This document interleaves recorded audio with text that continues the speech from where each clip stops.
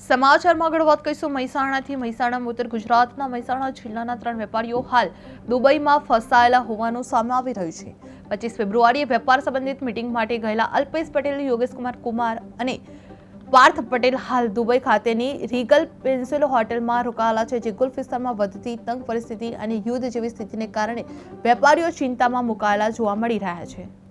25 તારીખે દુબઈ આવ્યા છીએ બિઝનેસના કામથી અને છેલ્લા 4 દિવસથી અમે દુબઈમાં ધંધાથી મિટિંગો માટે ઓફિસમાં જ્યાં ત્યાં અમારે જવાનું છે અમે જઈ રહ્યા છીએ અને ગઈકાલે જે પરિસ્થિતિ બની એના પછી અમે ખૂબ ચિંતિત છીએ અને તે માટે અમે ભારત સરકારને વિનંતી કરીએ છીએ કે અમને ભારત પરત લાવવા માટે મદદ કરવામાં આવે।